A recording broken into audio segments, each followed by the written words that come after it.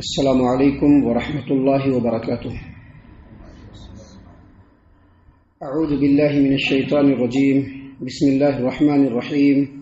اذ انتم بالعدوۃ الدنیا وهم بالعدوۃ القصوى والركب اسفل منكم ولو تواعدتم لاختلفتم في الميعاد ولكن ليقضي الله امرا كان مفعولا ليهلك من هلك عن بينة ويحيى من حي عن بينة وَإِنَّ اللَّهَ لَسَمِيعٌ عَلِيمٌ۔ اور اس وقت کو یاد کرو جب تم میدان جنگ کے قریبی کنارے پر تھے اور دشمن یعنی دوسرے لوگ، تمہارے مقابل لوگ دور کے کنارے پر تھے اور قافلہ تم سے نیچے ساحل کی طرف اتر گیا تھا، اور اگر تم دونوں ایک دوسرے سے جنگ کا عہد و پیمان کرتے تو تم دونوں مقرر وقت سے پہلو تہی کر جاتے، لیکن اللہ تبارک و تعالیٰ نے تو وہ کام پورا کرنا تھا جو کام ہو کر رہنے والا تھا،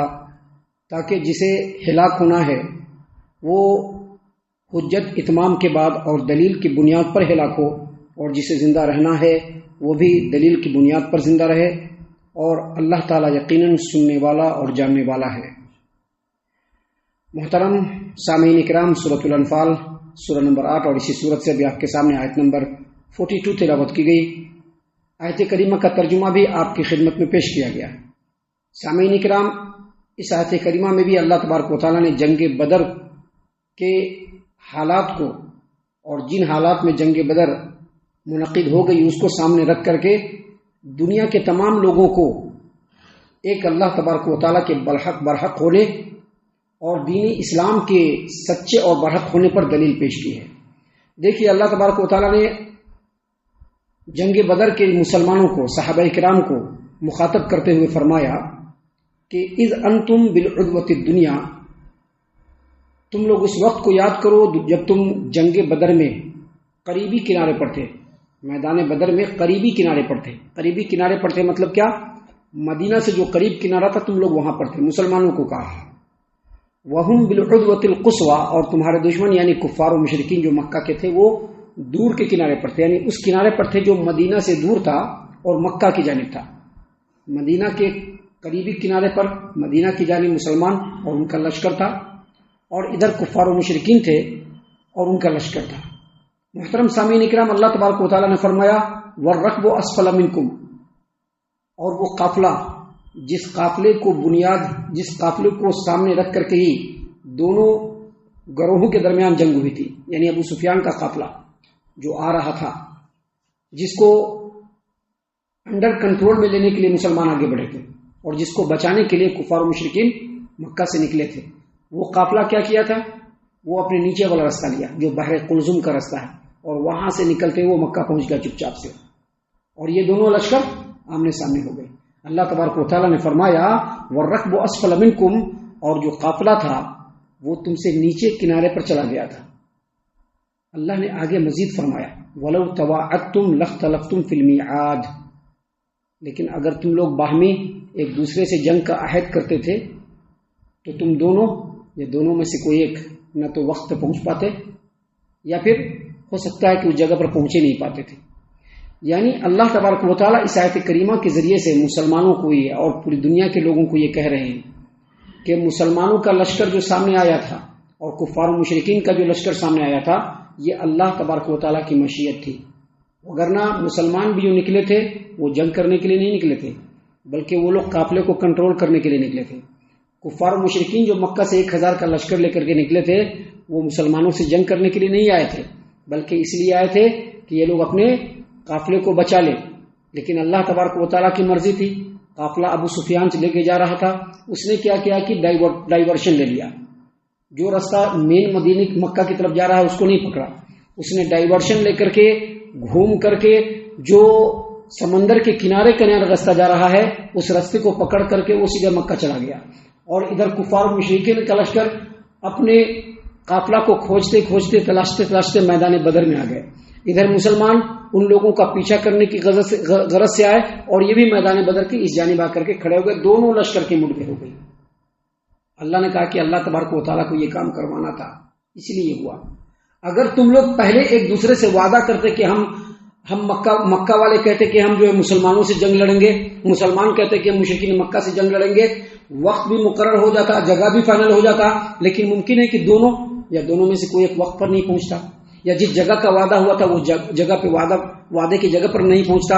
اللہ نے فرمایا کہ وَلَوْ تَوَاعَدتُّمْ لَاخْتَلَفْتُمْ فِي الْمِيعَادِ، اگر تم لوگ باہم جنگ کا عہد و پیمان کرتے تو ممکن ہے کہ تم لوگ وقت مقرر پر نہیں پہنچ پاتے۔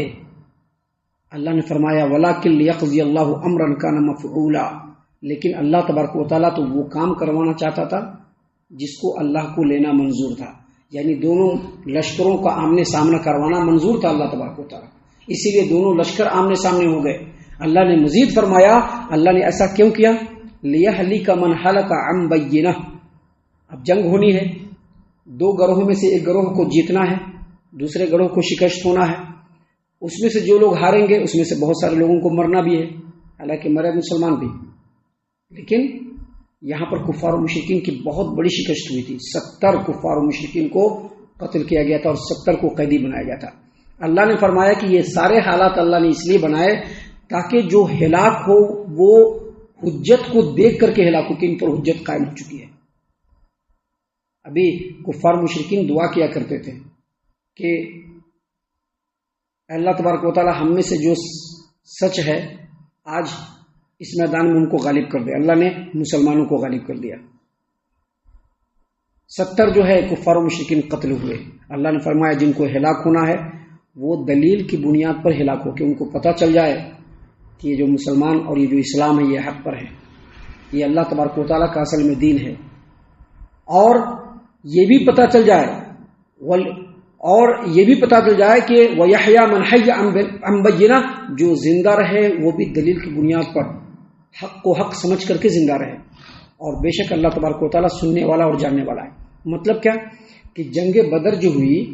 اس میں اللہ تبارک و تعالیٰ نے 313 مسلمانوں کو جو فتح دیا اور 1000 کفار و مشرکین کا جو لشکر ہے وہ شکست پاش ان کو ملی، یہ اس وقت کے لوگوں کے لیے بھی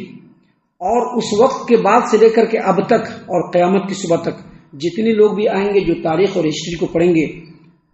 اگر انہوں نے اس چیز کو سمجھ لیا تو ان کو معلوم ہو جائے گا کہ حق کیا ہے، اسلام ہے، اللہ تبارک و تعالیٰ کا کلام ہے، اور اگر انہوں نے حق کو قبول کر لیا تو صحیح معنوں میں وہ حق کو قبول کرنے والے ہیں، اگر حق کو قبول نہیں کیا تو وہ دلیل کو دیکھ کر کے بھی کفر و شرک پر رہنے والے ہیں۔ اللہ نے اسی بات کو یہاں پر فرمایا کہ اللہ کو تو جو کام کرنا تھا، جو ہو کر رہنے والا تھا، اللہ نے اس کام کو کیا تاکہ جسے ہلاک ہونا ہو وہ دلیل کی بنیاد پر ہلاک ہو، اور جسے زندہ رہنا ہو وہ دلیل کی بنیاد پر زندہ ہو، اور اللہ تبارک و تعالیٰ یقیناً سننے والا اور جاننے والا ہے۔ محترم سامعین کرام،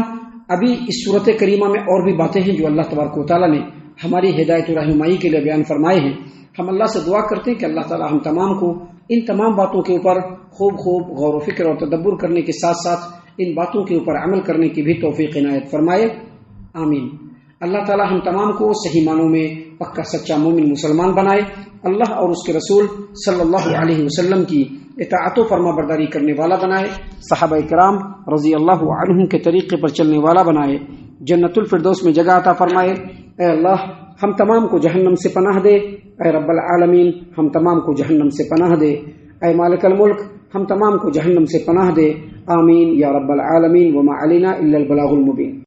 تبارك الذي نزل الفرقان على عبده ليكون للعالمين نذيرا